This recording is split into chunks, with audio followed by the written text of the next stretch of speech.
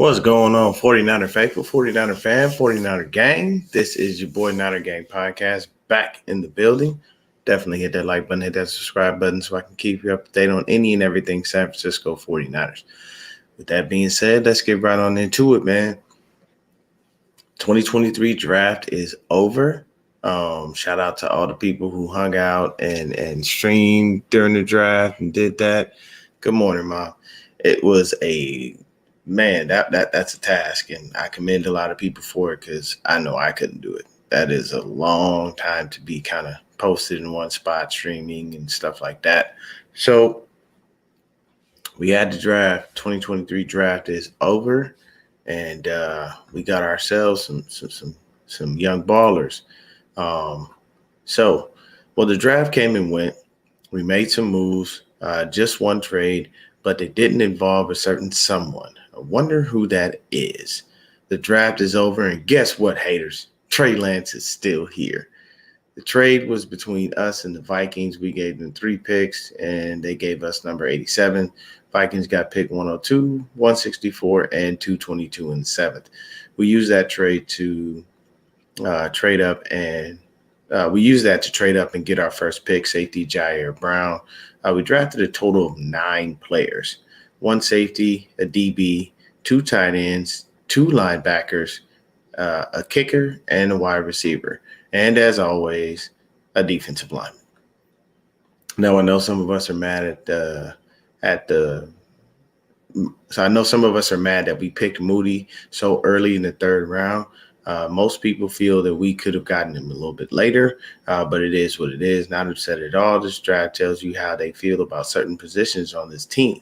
First thing is they drafted not one O-lineman. That's crazy. So they must believe in the depth in the building and also like the moves they made in free agency. Enough to say they're comfortable with the guys that we have. We'll see maybe an O-lineman or 2, some UDFAs, but they'll just be camp bodies at this point. What is it?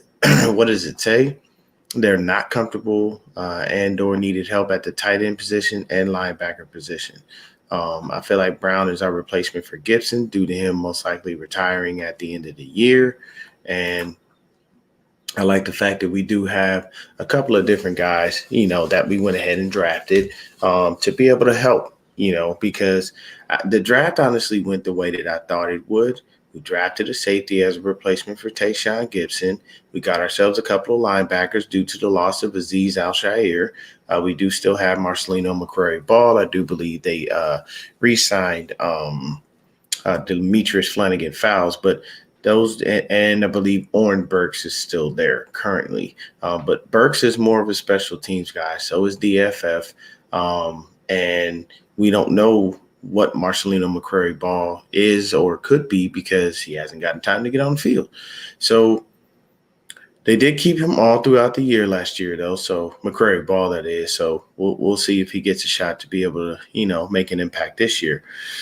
When it comes to Oren Burks, I know he did play a little bit of time last year. And, when we were, beating teams bad enough, we put him in and let him kind of sit at Mike. Hey, what's going on, Cook Sports?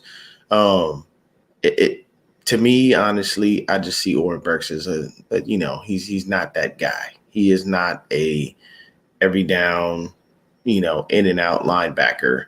I believe that he is the dude where he's there, but he's not. You know what I mean? Like I don't see him just as a starter. I don't.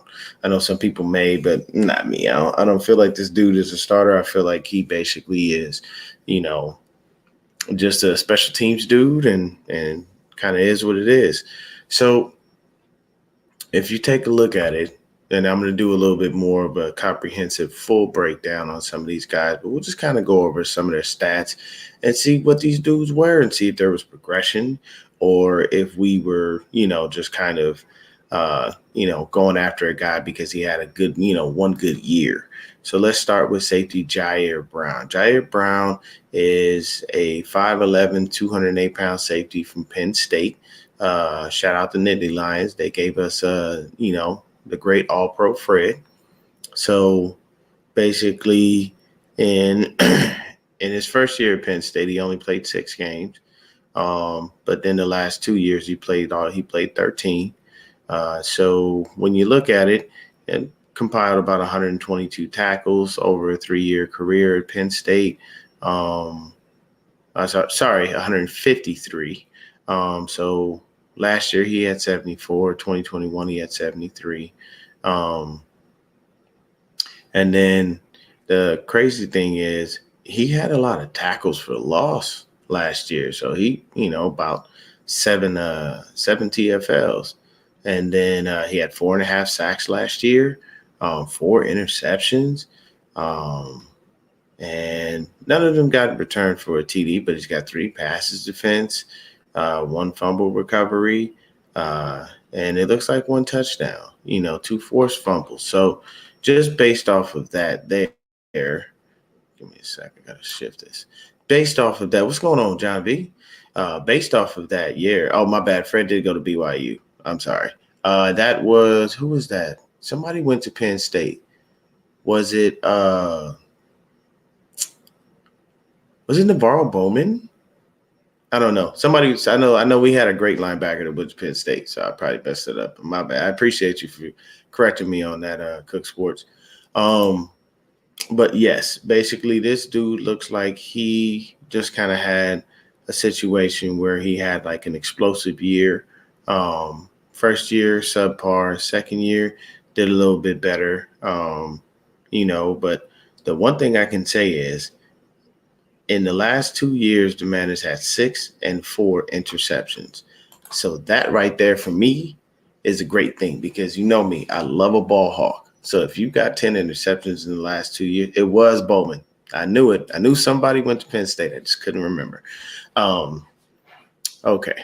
So when it comes down to it, as far as, the kid's production, I like it. I did get a chance to actually watch some tape on him. And like I said, I'm going to do a more comprehensive and deeper dive on these guys and kind of give you some information on who they really are. But I'm just looking at numbers and figures right now.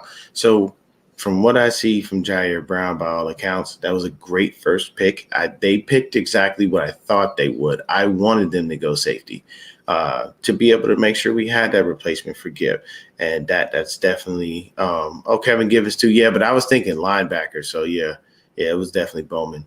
But when it comes down to it, we needed to have a replacement for Gibb, and I feel like we found him. We now have Steve Wilkes, and he's the DB whisperer. So he'll be working with those DBs and those safeties, man, and getting them ready and getting them right. He is our new defensive coordinator, so he'll be working with everyone. But of course, you got position coaches and whatnot, but I'm 100% sure this year we see Steve Wilkes put his imprint on these defensive backs and safeties. So Jair Brown, great pick. Like what I saw from just a small amount of film that I watched, he's a hitter and he's a ball hawk. Those are 2 things that I love. So I am 120% happy with this one. And like I said, it's just he had some good consistency. The only difference was this year he had those 4.5 sacks. So that tells me I can send him on a good blitz. I can use him like we used to use K1, because we used to use the shark all the time on blitzes. But this kid seems to be doing very well. So Jair Brown, welcome to the Niners, baby. We appreciate you coming along and helping out that safety room. So now this next pick is probably what really pissed everyone off. And we've done this before, so this is not outside the realm of possibility. I know how this works. Basically, it was a kicker, and it was a kicker that every single 49er content creator wanted, including myself. I didn't know much about him, but I heard the name. I did the research, and this dude's got a golden leg, Jake Moody. So we went ahead and picked Jake Moody with the next pick. Everybody was like, why? I mean, it's the same thing we did with Mitch Wisnowski, but we just picked Mitch in the 4th round. That's all. That's literally the only real difference. But everybody was confused. But it's the 49ers do stuff like this. So I'm never confused and or surprised or taken aback by this because this is just what they do. It's always something different. So as far as Jake Moody goes, when you take a look at him, he was at Michigan for 5 years. Yeah, he played the whole 5. So let's take a look at it. First year, he only played 3 games. Second year, he played 8. Third year, he played 2. And then from 2021 to 2022, he played 14 games. So looks like this guy is, his first 3 years, he either wasn't getting a shot or he was possibly injured. But I haven't looked to see if there's any injury history on him. I will definitely be doing a deep dive on that because I do not like us drafting injury-prone players. What do you say? He says it's like a leap year every so many years. We do some shit to make you look. Yes, John, that is 100% facts, bro. Straight up facts. So if I'm looking at it, his first year, he was 100%. He was good, and then all his other years, like this dude has never missed he's never missed an extra point. His extra points are literally at 100%. That's fantastic. That's great. You gotta love that. So, when you take a look at his stats as far as his field goal percentage, his best year was in 2021. He was at 92% when he was kicking field goals. The man had scored 125 points, just him alone in 2021. And then he wound up boosting that to 147 points, last year. So that's great. His field goal percentage did go down to 82.9, which isn't bad. But I mean, hey, at the end of the day, Jake Moody, welcome to the 49ers. We needed you. Robbie Gould on his way out the door. I know that we traded for a kicker, I believe, from the Ravens or something like that. We traded with somebody to get a kicker, but I'm going to tell you right now, that kicker is most likely out now that we drafted Jake Moody. So it kind of doesn't make sense to me. I think we traded for that kicker as an insurance policy, but I can guarantee you we're not carrying 2 fucking kickers. Like that's not going to happen. One of these dudes is going to win this competition, and most likely everybody would like it to be Moody because it doesn't make sense for us to draft someone and then not use them, especially when it happens. What's going on? Hey, man, you know what I'm saying? Look, baby, you know me. I'm Team Lance all day over here, man. I don't give a fuck about the haters, and I'll talk about that a little bit later. But yes, this is basically, what's been going on. As far as that is concerned, Jake Moody is now a 49er, and man, this dude has a great leg. He's been making some kicks that you wouldn't even imagine. So I am definitely very happy about that. So he is from Michigan, so I know that makes Breezy insanely happy. He loves his Michigan players, and he loves when they get drafted to the 49ers. We still got a question mark as of right now with Ambry Thomas, so we'll see what happens with that. But either way, Jake Moody, welcome to the 49ers. Our next pick is from the great school Alabama, Roll Tide.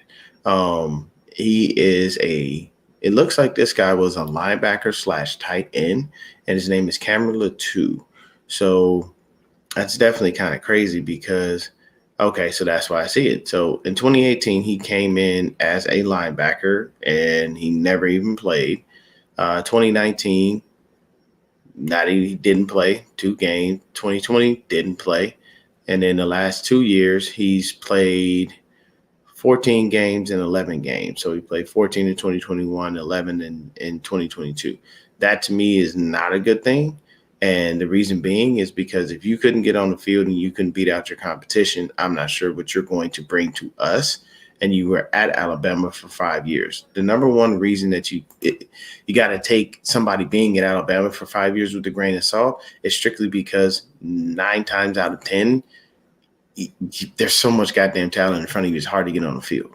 That's just the way it is. That's just how Alabama works. So, unfortunately, that's the case. You know what I'm saying? So I don't know what he's going to really bring to the table. Just kind of looking at the numbers and the stats. In 2021, he had 26 receptions for 410 yards. He averaged 15 yards a catch. He had 8 TDs, so that's actually not bad for just 14 games. But then in 2022, he only played 11 games. He had 30 He had more receptions and less yardage. So he had 30 receptions, 377 yards, and he dropped to 12.6 yards a catch, and he had 4 TDs. So when you kind of take a look at it, I mean, I don't really know, and the first 3 years of his career at Alabama kind of concerned me because was it a situation, truthfully, of it just being him looking, not being able to get on the field because of the talent in front of him, or was it a situation where he was injured?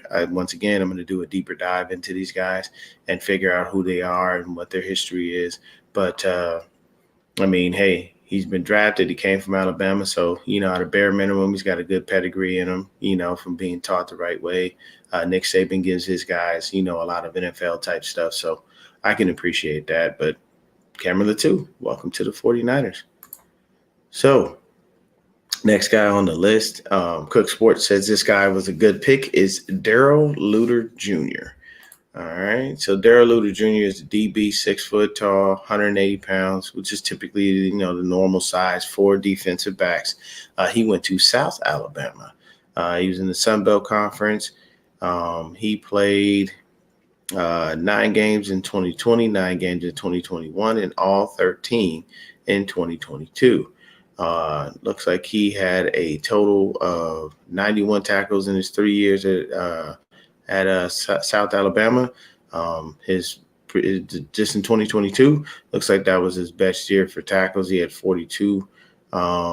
He had half of a tackle for a loss. I didn't know you get half a tackle for a loss, I guess. Did have 4 interceptions in 2021, but he only had 1 in 2022. So, it's when you kind of look at guys, you see exactly what's going on. Once again, I'll do a deeper dive into him. But just based off the stats, he just kind of looks like a solid DB. But the size is good. The 6 foot 180. You probably want him to be maybe a little more towards 190. 190, maybe 200. Just put a little extra weight on because you're gonna be dealing with some big receivers, and you don't want to be out there getting bullied and getting punked because these dudes got just that extra little bit of size on you. But Darrell Luter Jr., hey, welcome to the Niners, man. So the next guy up on the list is Dee Winters. He trying to take a look at the stats right now just to see what we got. So Dee Winters is a linebacker, 6'1", 223 pounds. The first linebacker that we took in this draft. Looks like that was the case. Give me just a second. I don't know why my computer wants to act up. All right. So Dee Winters. He was in the Big 12. He went to TCU. Shout out to Horned Frogs. And the crazy thing about it is I was watching the interview with John Lynch, and Lynch was basically saying that, hey, I get to go visit my daughter along with going to TCU to be able to see this guy. So, it kind of worked out for him because it's like, hey, I get to see my little girl, make sure she's doing good while she's in college, see if she needs anything, being the good parent that John is. And then the next thing you know, also get to take a look at a couple of guys I would like to bring to the team. So it's usually great for a GM to be able to see someone firsthand and make an assumption of them because typically GMs are relying on their scouting guys. So, he gives his scouting guys a lot of love and a lot of credit for basically what they do. And we can appreciate them for going ahead and finding this guy right here, Dee Winters. So it looks like Winters is a pretty solid kind of guy. So when he started at TCU, he started in 2019. He went all the way to 2022. So he was there 4 years. So started out with 28 tackles, jumped up to 65, then jumped up to 74, and he moved up a few tackles to 79. So that's his progression throughout the years. And then when it comes to TFLs, man, 4.5 in the first year, 9.5 in the second year. Then he had a drop off where he had 5 in 2021, and now 2022, that exploded to 14.5. That tells me this guy has got a nose for the ball, and he is always around it, and he lives in your backfield, which is something that I love. That's why you want to have a guy like that, because those dudes do things that you don't normally get from certain players. And this guy looks like, a nice little diamond in the rough there, so to speak. So when I take a look at it, his sack totals are his first 3 years are nothing to fall out over. He had two in his first 2 years, one in his third year. Now this past year he had 7.5 sacks. I apologize, that was sacks I was talking about, but that's great. He even has 3 interceptions over his career. So this is the type of guy that I can see definitely being, a contributor on this team strictly based on the fact that this dude, just those numbers alone tell me that he is the type of linebacker that we like. He's another sideline to sideline type of guy. I do believe John Lynch compared him to Dre Greenlaw. And he said that, if I'm not mistaken, I believe he said Dee Winters was studying Fred Warner in college. So that's definitely, a great thing, to have that as far as that goes. Now I'm going to pull up the draft picks again because I feel like I took a couple of guys out. So let me see here. Let me pull them back up because I pulled that just from 49ers.com, but I just want to make sure I didn't take away one of the guys I was definitely supposed to talk about, because we already talked about all of our other dudes. So we had Cameron Latu. We talked about Mr. Luter. Here we go. That's the guy that I missed. So we did draft a defensive lineman. What a fucking coincidence. We always draft a defense. I don't think there's been a draft since Lynch and Shanahan have been here where we have not drafted a defensive lineman. Like literally every single draft, we usually get a defensive lineman. I don't know. I'd have to take a look at it to see, but I did my other video on just a breakdown fully of Lynch and Shanahan and what they've done in the era, and how the players that they have kind of panned out all the way up until now. So these guys I'm not sure about because we ain't seen them. We don't know. So they did draft Robert Beal Jr. He's the defensive lineman from Georgia. I know there was a lot made of Philadelphia, man, going to becoming the Philadelphia Bulldogs with their first few picks. They drafted a bunch of Georgia players.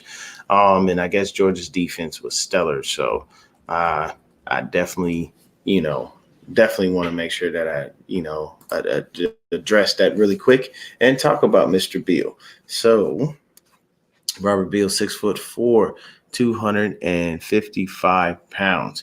It does say linebacker as far as his position, but when you look at the website for 49ers.com, they call him a defensive lineman. So I'm safely assuming they're probably going to look to put some weight on him and try to get him, on that line, probably coming off the edge or something to that effect. But he was an SEC, so he played against great competition. He was there 5 years. Didn't play at all in the COVID year, which is understandable. A lot of people opted out when it comes to that. But first 2 years, 2018, 2019, just not great stats, just kind of mediocre numbers. And then in 2021 and 2022, 2021 he played 12 games. 2022 he played 15 games. And then when you take a look at the tackles, not a stellar amount of production. He had 24 tackles in 21, 25, and 22. He had a couple tackles for a loss. He only has like a career sack total of 10, and that's in 4 years. So I'm not necessarily sure what they saw in the kid or what said, hey, what's going on, that guard? What's going on, Bebop? His favorite player growing up was Aldon Smith. I think he's a Niners fan. Yeah, definitely so if that's the case, because that's where Aldon made his bones. What's going on, media?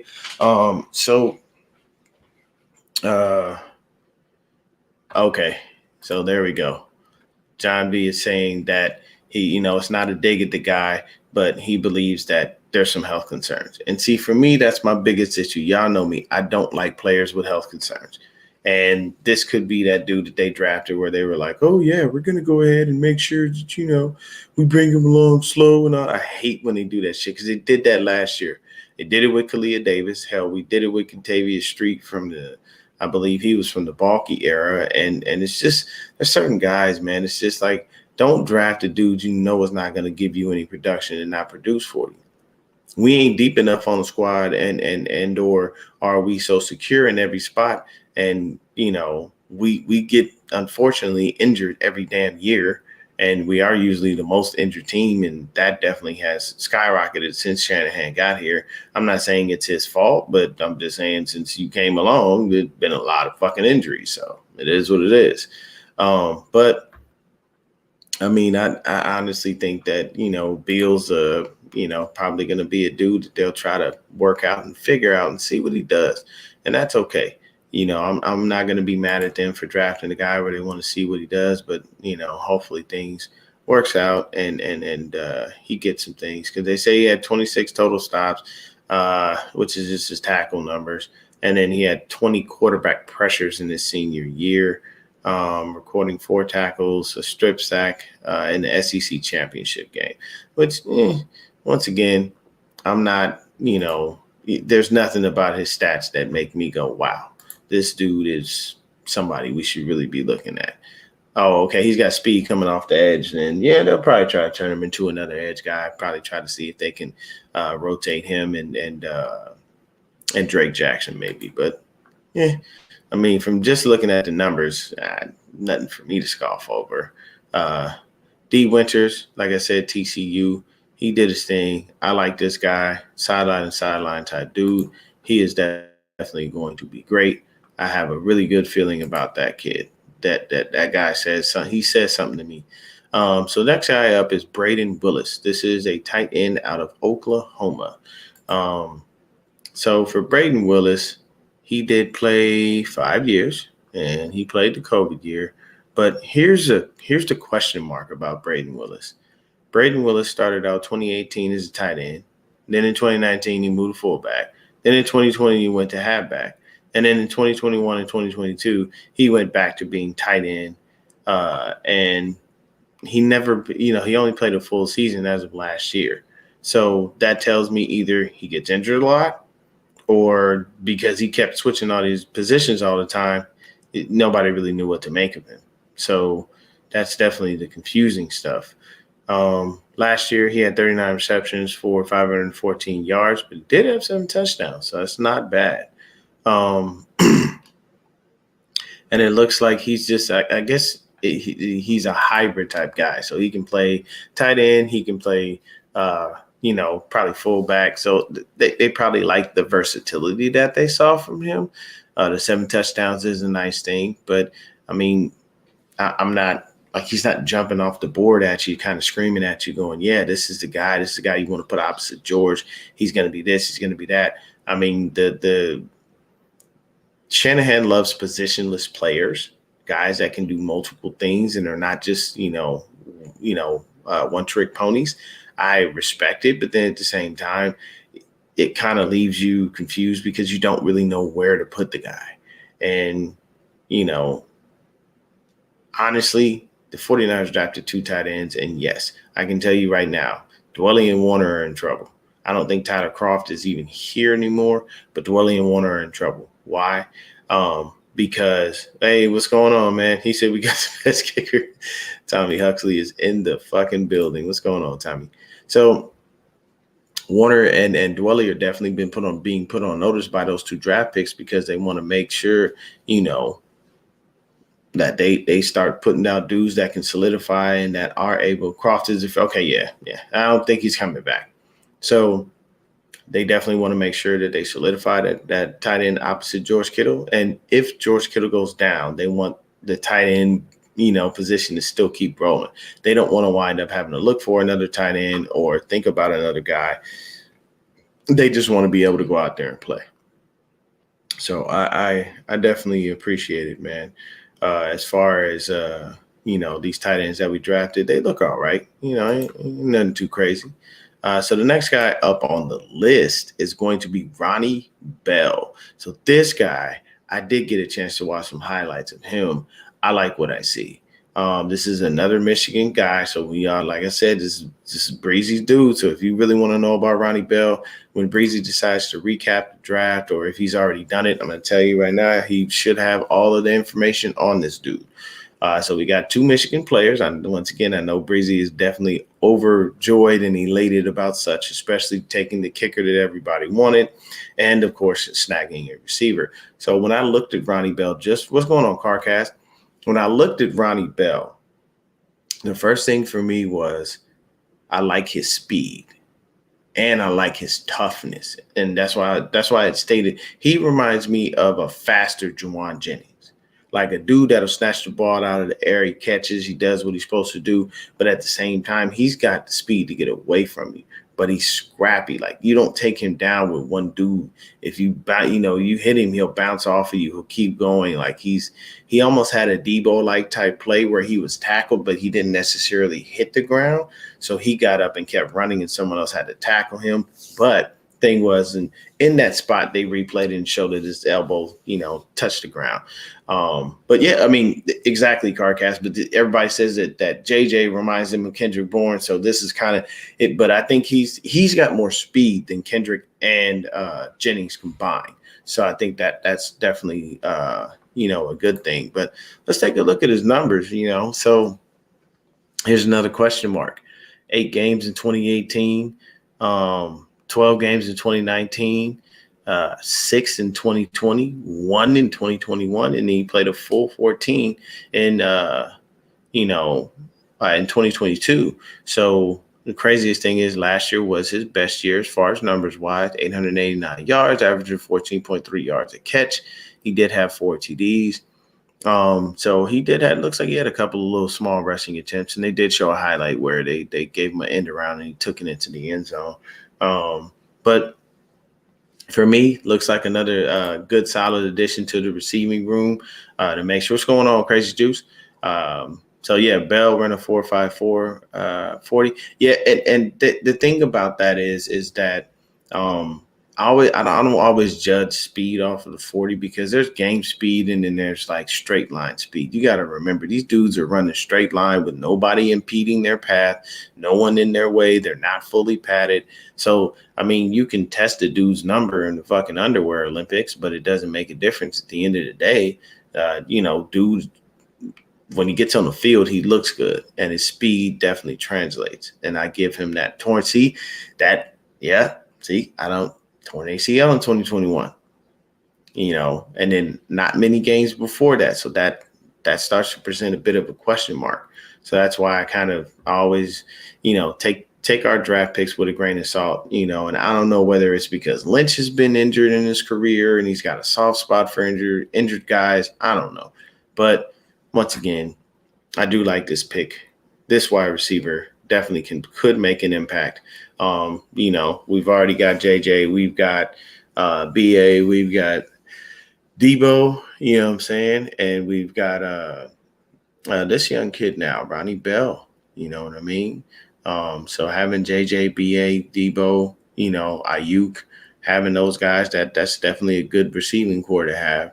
And we'll probably bring in some free agent guys, a couple of dudes that we want to draft. But I think this, once again, the drafts was a thing to tell you they're comfortable at certain positions, and certain positions they knew they needed help. So the next guy on the list is going to be our last pick, and that is Jalen Graham. And Jalen Graham is a linebacker from Purdue. He is 6'3", 220 pounds. Jalen Graham looks like he played 11 games in 2019, 5 in 2020, 13 in 2021, and only 9 in 2022. So I'm not sure what happened last year, but he missed a couple of games. So looks like his best year would have been 2021, 64 tackles, 4 tackles for a loss, 1 sack. He did have 2 interceptions. So that's a good thing. And then just last year, he had 52 tackles, 5 tackles for a loss, 1 sack, 1 interception. So he kind of seems to be the prototypical guy for the defense because what's going on, Eric Wallace, I apologize. So he seems to be a guy that fits the prototypical things that we do for our linebackers. We love guys that are sideline to sideline and that can get after the quarterback if we need them to do so. So if I send you on a blitz, I want you to get home. I don't want you to, just get close enough. I want you to be able to make sure that that quarterback is understanding what's coming at him. So, like I said, we drafted the 9 picks. And I think that we did a really good job. We addressed some positions of need. Once again, no offensive linemen, no running backs, not one running back. And I know a lot of people were saying we need that speed, we need that home run hitter type guy, but there are no running backs that we took. That was definitely a surprise because we usually do that as well, along with the defensive linemen. So I'm happy we didn't draft a running back, and I hope that John Lynch has finally realized you do better with UDFAs than you do with anybody you draft because these guys just aren't working out. Sorry, we don't know what TDP is, and at this point, I'm not sure if we'll ever find out because Jordan Mason came in and asserted himself. It's an unwritten law in the league that you get. Yeah, see, but that's why we did it that way because it's better for us to go after UDFAs. Because that's where Lynch makes them a star. Those are the guys that he makes stars. It's the guys that he drafts just don't work out. Y'all see how I felt about all of the running backs Kyle Shanahan has drafted have never done anything in the NFL. And TDP ain't been doing nothing. Like I said, Jordan Mason, undrafted free agent, came in, asserted himself, and he leapfrogged him and to get in front of him. And once again, what I was about to say was it's an unwritten rule that if you're drafted, especially, in the first 3 rounds, they're going to give you a shot. They're going to give you a chance to be able to go out there and play. Now, what you do with that chance is up to you. And if you get that chance again, it's up to you. You got to show the coaches something to make them want to put you on the field. But Jordan Mason did that. And with the midway trade for CMC, that worked out. But any of the running backs that we ever drafted have just never panned out, and they're just not here. So Tommy Huxley over here with the bullshit. He said, I'm just going to put this up here, man. He out there doing them. He's the 2 basic picks in the third, 2021 and 2022, 2 busts. Yeah, man. I don't know what he thinks he sees in these running backs, but that's basically, it is what it is. Yeah, media saying I was hoping we would sign Keaton Mitchell. He has speed, but he signed with the Ravens. Hey, man, look, our draft is over. We got the guys that we needed. So we drafted pretty much every position on defense. Yeah, at every level. Because we got a safety, we got a defensive lineman, we got a DB, and we got a linebacker. So, yeah, this was more of a defensive draft. And then, of course, like I said, we got the 2 tight ends and the wide receiver, but a little bit more of a defensive draft. And then, that one special teamer is just Jake Moody, but he's a very, very good special teamer. And he'll be the kicker of the future. I already know that much. So, the Ravens finally caved, man. They broke Lamar off. They gave him what he wanted. And it just confused me on why all the back and forth, why all of this stuff, if you were still going to give him what he wanted. Like, why give him the exclusive rights tag and all that other shit and, make it look like you're colluding to, try to send a message to these guys in the NFL where, we're not going to be punked, we stand together, we shall overcome type shit. But then you just fucked around and paid the dude anyway. That's my thing. Don't do that. Like, why would you pay him like that? That doesn't make sense. So Lamar got broke off. You got OBJ. You got Rashad Bateman. Looks like the Ravens are trying to actually build a real offense around Lamar Jackson, and they're going to try to try to probably shift that offense into a passing offense and make it a situation where it's like, hey, can we just, win football games the regular way? But the number one thing I will say is that it's a crazy situation exactly. That was what I was talking about. Zay Flowers. Like, you got to think about it. They are putting weapons around Lamar Jackson. He doesn't have any excuses because the one knock on Lamar was, for as great as he is, he can barely win playoff games. So he's going to have to take it to another level this year, and he's going to have to go into Baltimore, show up, show out, and he's going to have to ball in ways you can't imagine. It's not going to be just, oh, I'm going to hit Mark Andrews all day and we're going to run the ball down people's throats. Now you have too many options for you to pass. Nobody can say you don't have any receivers. OBJ is 120% healthy. He had more than enough time. He didn't even play last year. So he has had more than enough time to properly recover from that torn ACL. And I guarantee you, man, it's people are looking for big expectations from the Ravens, very, very big expectations from the Ravens. So I think, hopefully they will figure it out. Dave McNiner is in the house. What's going on? He started special teams coverage units sucked last season. A lot of our picks are players that can help right off the bat with that. Potential for more going forward. Quite possibly. I got to agree with you with that. That's definitely the case. And Edgard says, against the Eagles, total shame, strategics, naivety. Yeah. I mean, against the Eagles, there was nothing we could really do, period. I'm sorry. You lose both quarterbacks, and then you got your injured quarterback coming in who can't even throw the ball more than 5 fucking yards. Like, it's just, it is what it is, man. We got screwed there. But I do like the linebackers that we drafted. Once again, I think D Winters is the star out of that bunch. He's going to be really good. And the wide receiver that we drafted, man, I like what I saw from his film. I'll do a little bit more, like I said, of a deeper dive into these guys. Try to see, who they are, where they're from. Give us a little bit more. Those will probably be shorter videos, maybe 10, 15 minutes if that. But I just wanted to come in and say what's up to everybody. And, yeah, Moody is definitely kicking touchbacks.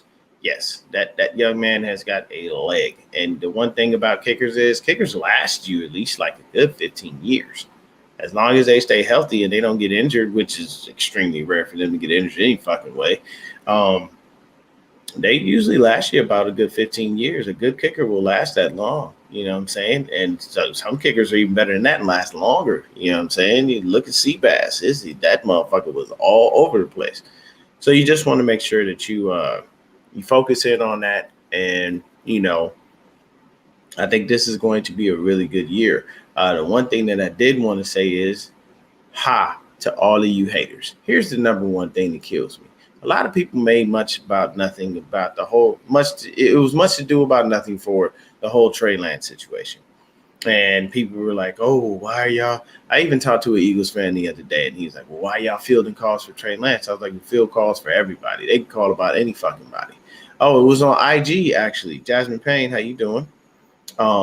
It was on IG. It was I was actually doing a live stream with Media. He went live on IG. Media said he was staying away from IG, and he got right back on it. So it's all good. But that was there was a guy there, and he was basically kind of trying to say that Trey was a bust and whatnot. It was a good little debate. But here's my thing: stop trying to judge Trey Lance off of nothing. You got to give the kid a chance to get out there, show you what he's got. And Lynch honestly said that, he saw the work from what he was doing with Pat Mahomes and all that other stuff in the offseason. And I'm going to tell y'all right now, man, Trey Lance walking in here with a really big, really, really large vote of confidence. And he's coming in with, with a whole lot of moxie to himself. Like he's ready. And I think people are going to be pleasantly surprised at what they see. And I think there's going to be some people who are not going to be pleasantly surprised. The Jimmy Sexuals should have all run to Las Vegas by now. And even if they're still here and they want to continue to sing his praises, you can't. You know why? He's gone. Trey Lance is the guy. We don't know when Brock Purdy is going to be ready. We have to give him the proper time to heal so that he can be able to actually get out there and throw and possibly show something. And the whole Sam Darnold thing, I think people need to pump the brakes. So let's talk about it. Jordan Palmer wasn't good in the NFL, couldn't succeed. Carson Palmer's a little brother, but he is a great quarterback coach. That much he is. He was not a good quarterback himself, but sometimes people aren't great quarterbacks, but they're better coaches. And it does happen. It happens a lot. Some people just, they know they got a knack for coaching and they can teach you exactly what you need to be. And they seem to find great talent. Here's the thing. He slipped up and said the guy who will start in San Francisco. Me personally, that's just you bigging up your guy. You're just, you repping for your homie. That's literally it. Okay. To me, it would be a slap in the face to Trey Lance if you split reps between him and Sam Darnold. Here's the reason why. Sam Darnold came in here as a free agent on a 1-year deal. And we don't know what you are, but I've said it before. I'll say it again, and y'all already know what's coming. USC quarterbacks in the league are fucking trash. They suck. Once again, the most relevant USC quarterback in recent history was Mark Sanchez. Why? He went to 2 AFC championship games. Carson Palmer never did that. He never even sniffed the AFC championship game. That motherfucker had a hard enough time trying to win a wild card game. So, I'm sorry. Everybody talking about Sam Darnold, and the thing that kills me is everybody's like, oh, any quarterback will succeed in Kyle Shanahan's system. What happened with C.J. Beathard and Nick Mullins? Anything? Nothing? Crickets? That's what I thought. Josh Johnson got concussed before we could even see anything that he had. So it just kills me that a lot of people will literally count someone out that they know nothing about, that they don't have any information on. And then on top of that, you'll literally basically say that somebody who came from a school who never produces good quarterbacks, that dude is going to actually overtake Trey Lance. Yes, I am 120% a UCLA fan, but I'm a realistic person. UCLA ain't produced no good quarterbacks in the last couple of years. No, not in recent history. Hell, we only had one Super Bowl winning quarterback, and that was Troy Aikman. So I'm just saying there are certain things. USC produces everything else fantastically. Linebackers, awesome. Defense in general, amazing. Offense in general, great. Quarterback is just not the position. Yeah, Huxley is a USC fan, and he knows. He knows the truth of that. Matt Leinart, Carson Palmer.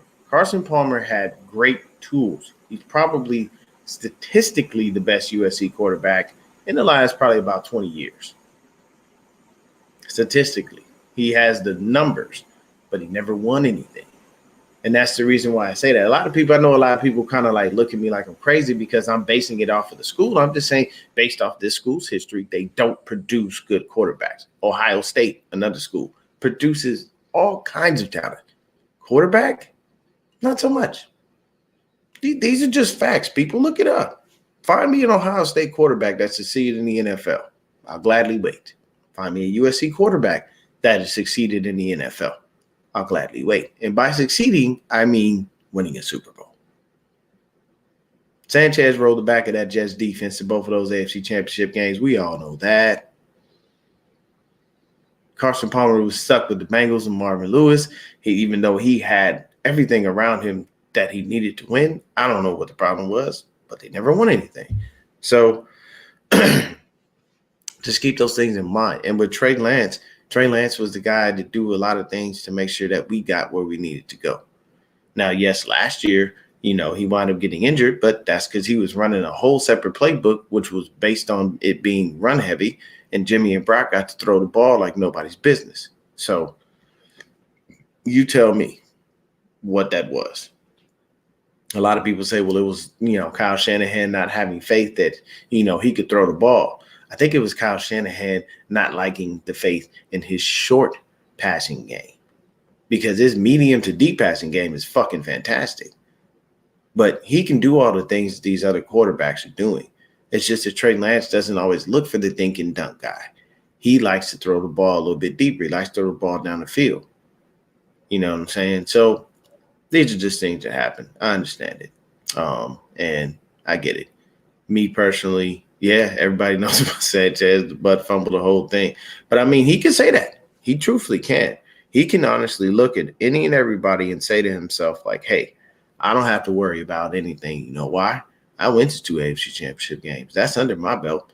Just as Jimmy G can sit up there and take credit for, playoff games, even though he didn't do much to win them at all. You look at his playoff stats and they're horrid, but he was on the team. He was the starter. He gets the credit. It's how it works. That's like baseball had, where you have to rotate through 6 or 7 pitchers, and all of those dudes want credit for the W. Nah, you just give one dude credit for that. Not everybody gets credit. Because if you had to rotate through 6 or 7 pitchers, one of two things happened. You guys had a real shitty day, or hell, everybody was tired. It's what it is. Carcass says Jair reminds me of Buda Baker 2.0. Ooh. All right, we're going to put that up there. I like it. But I do like the Jair Brown pick. I love it. Actually, he was a good safety. He was a really great safety. So, to be honest with you, I believe with all of these picks, maybe I'll say the tight ends and the linebackers have the best shot of possibly starting. That's basically the two positions that they have.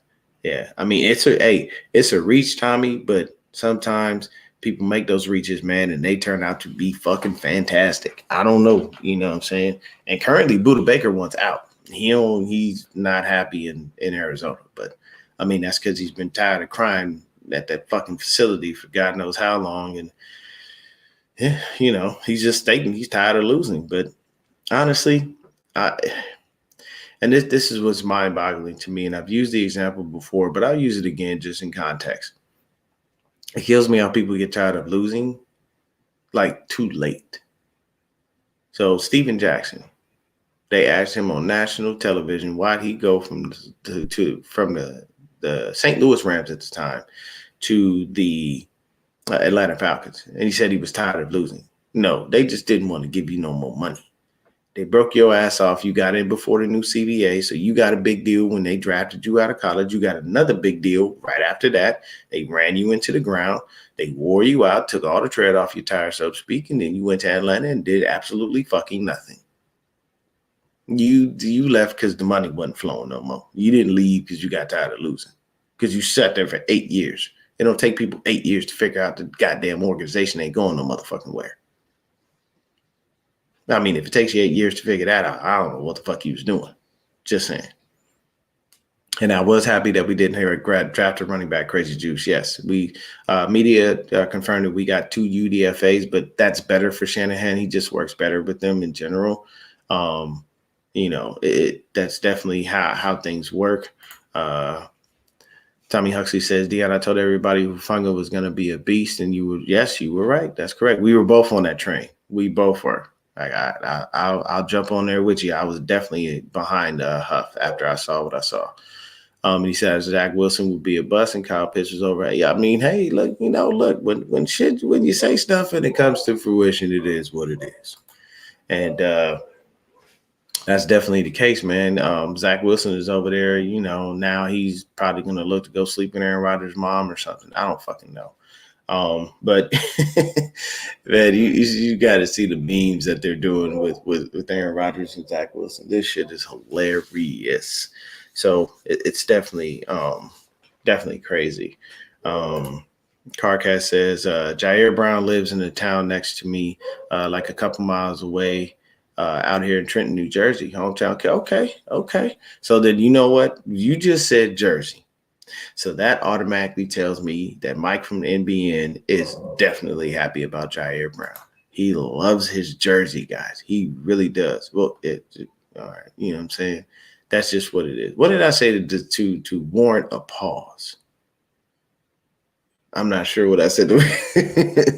Breezy is usually the one that gets caught slipping on the pause all the time. That's not me, man. I usually don't screw that up. But it looks like the 49ers are pretty much set on offense. Now, question mark for me is please, dear Lord, sweet baby Jesus, little baby Jesus in your little Elvis outfit, little baby Jesus looking fresh in Burberry and all that good stuff. Don't have them rotate that goddamn offensive line all off season in front of Trey Lance. Rotate that shit with the second and third string people. Please let the full offensive line play together, gel, and build. Hey, what's going on, Seahawks Eddie? So oddly enough, Seahawks Eddie comes in the building, and that's the only competition that we're going to have in division. I feel like the Cardinals are going to be a failure. I feel like the Rams are still going to be a failure as well. They did some moving and shaking in the draft, but they did draft a tight end, and they needed that because Higbee can't stay healthy.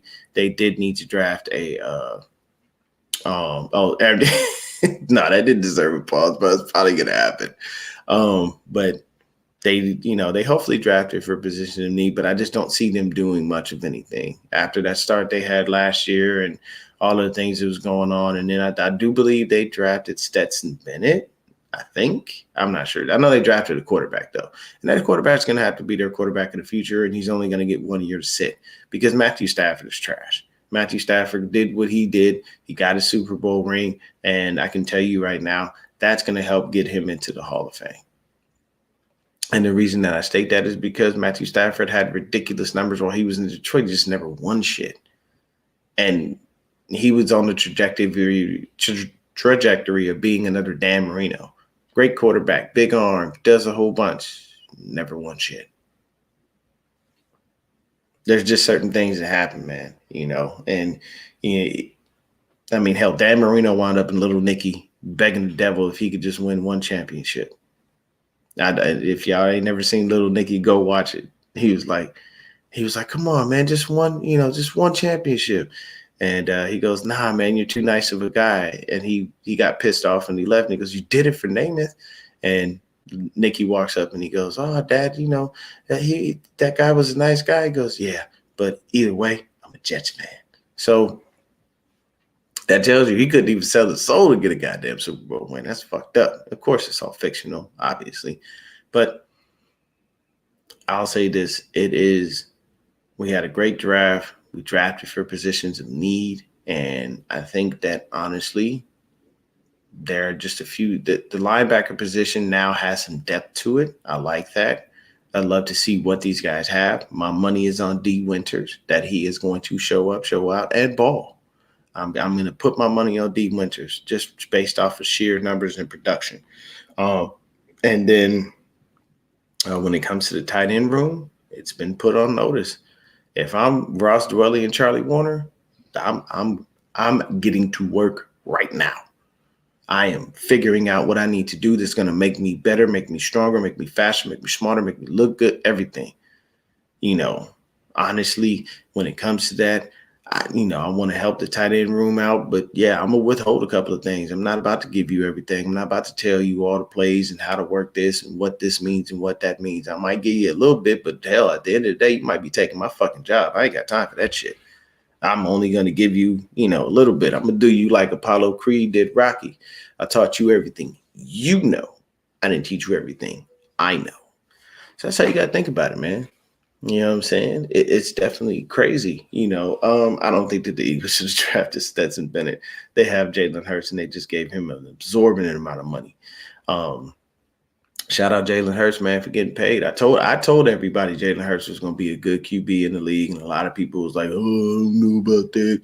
He's not the guy, blah, blah, blah. Nobody had faith in Jalen Hurts, and look at him. Hey, took it to a Super Bowl. Can't be mad at that. And, the Eagles had a pretty good draft. So they believe you me. I'm going to tell you right now, man, they're going to be all right. They're going to be all right. They just got to make sure that those defensive backs get shored up because I didn't pay much attention to their draft, but they need to make sure those DBs get shored up because we would have killed their ass had, Brock been able to stay healthy. I think they would have had a long motherfucking day. But that would have been a hell of a closer game than what it was. We only got our ass handed to it because we just didn't have a fucking quarterback. It is what it is. So that's going to do it for me. I'm going to get off here. I'm going to actually go and play some God of War. I am fighting these berserkers right now, man, and it is driving me absolutely insane. These motherfuckers, if you play God of War, hey, once you get that drop near spear and you start fighting those berserkers, man, it is not an easy task, man. So I'm definitely gonna figure that out and go chill for the rest of the day. And I gotta go hang out with my son. He's in the hospital right now, but he's gonna be good. Just he's got valley fever, so we'll see kind of what goes on with that. So any prayers up for my boy? Appreciate that. Thank you very much. Um, you said he said the Eagles. Yeah, people were making fun of that all throughout the draft, man, just how many Georgia players they draft. But I mean, if it's a school that produces so many great players, I don't see why you wouldn't. Why not keep going back to the same well, especially if those are dudes that you have graded out on your draft board. Make it happen. Um, Shout out to John V. He caught the full Baltimore Ravens draft board being exposed on national television. I think he was hanging out with NBN while they were doing their live stream for the draft, and somebody showed a clear enough shot of the whole fucking draft board, straight up, man. So appreciate that, y'all. Thank y'all for any prayers that are going out from my oldest. He'll be 18 next Saturday, man. So that's 3 down and 2 to go. But I appreciate everybody for stopping in and hanging out with your boy. Have a wonderful day. Have a great rest of your Sunday. And, as always, go Niners. Peace.